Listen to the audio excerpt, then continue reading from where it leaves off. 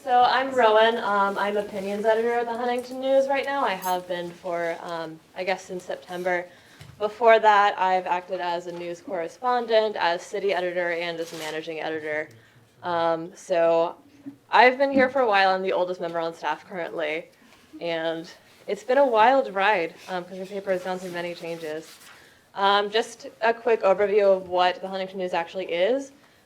We were previously the Northeastern News until the summer of 2008, at which point the editorial board at the time decided to go fully independent, form a 501c3 nonprofit organization, and now we publish weekly on Thursdays. We publish every other week in print and every week online only because we found that's the best way to maximize our profit and get out of our staggering debt. In addition to that Thursday kind of deadline, we additionally publish a lot of breaking news. So one of those was that a student, current student, not an alum, decided to sue the university and 5 administrators in the fall. So just a quick overview of the timeline there. On October 6th, the student who was the plaintiff in the case approached Rachel Morford, who was the campus editor at the time, and said basically, hey, I'm suing the school. The lawsuit's going to be finalized by the end of the month. And we were kind of like, wow, that's really big. But we didn't want to make the same mistake that Rolling Stone had famously made, where they published this story that was specifically based on the students' accounts without any sort of corroboration. So we decided to wait until the lawsuit had actually been filed. We did do a lot of background reporting in the meantime over those couple of weeks and basically strategize. Rachel talked to the plaintiff and her lawyers to figure out what was going on. There was a lot of confusion because the lawyers would not be straightforward about when they were going to file. We didn't even know if they were going to file in state or federal court. And then on Halloween, the lawsuit was filed in Suffolk Superior Court. And after that, it was basically a scramble over the next approximately 30 hours to get it published.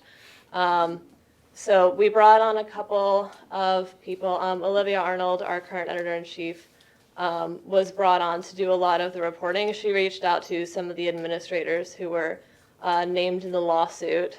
And we also spoke with a couple of journalism professors just to make sure we were within our legal and ethical boundaries. We spoke to someone from the Reporters Committee for the Freedom of the Press just to be like, are we okay, or are we going to be sued for libel? Because as struggling financially and infrastructurally as we are, a lawsuit probably would have sunk us. And then on November 1st, the article was finally published online at 9:06 p.m. and it blew up. This is the headline: student files lawsuit against Northeastern University. It was very clear cut. And to this date, it has more views than any other story published on our website, with 27,000-ish. I checked yesterday, so I hope that's accurate. But there were a lot of kind of questions that we had. We had that background information from the plaintiff and her lawyers, but we really wanted to attribute as much as we possibly could to the court documents. Like, this is a legal document, you can't really question it, it's been filed in court, and attribute everything to the document so that we weren't necessarily stating it as fact before it was deliberated in front of a jury. The plaintiff was very clear that she wanted to be identified fully by name in the story. She is a fairly public figure on campus. She was executive vice president of SGA, I think 2 years prior to her filing of the lawsuit, and was pretty active there. We contacted and named all the defendants identified in addition to Northeastern. There were 5 administrators, 4 of them current, 1 of them is no longer employed by the university. None of them actually responded to our request for comment.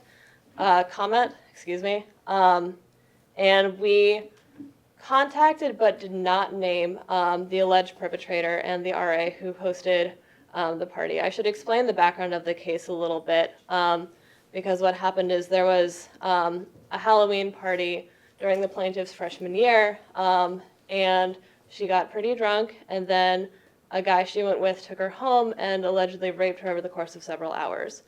And so the university has students on student conduct boards, and which has been kind of a flashpoint between the university and student advocates on campus over several years. And they found the alleged perpetrator not responsible. And so there was like no real action, and it definitely frustrated the plaintiff. And so she sued on grounds of breach of Title IX. And additionally, a bigger breach, I think, was that she sued on the idea that the university had deliberately misrepresented the prevalence of violent crime on campus, actually using a report that I had done during the fall, which contrasted the Clery Act crime statistics with anonymous statistics provided by students about the prevalence of sexual assault on campus. So the alleged perpetrator was named in the lawsuit, but he was not a defendant. The RA who hosted the party that led allegedly to these events was also named in the lawsuit, but not the defendants. We contacted both of them, but ultimately decided that there wasn't a lot of public interest in actually publishing their names. So comparison from other outlets. New England Cable News attended a press conference held by the plaintiff and her lawyers, which we were not actually invited to, and took a couple of quotes from that. They also published a PDF of the lawsuit. So it was interesting because then you can go in and see the names of the people we decided not to name, but because of the way that search engines work, their names still wouldn't pop up. So it's kind of like public, but less public than it could have been. The Boston Globe covered it as well, and decided not to name those people at all. So that was kind of interesting for us to see.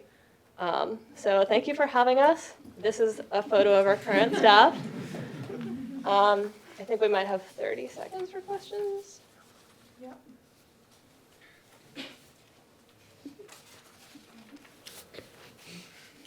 All right, and if not, then we're good.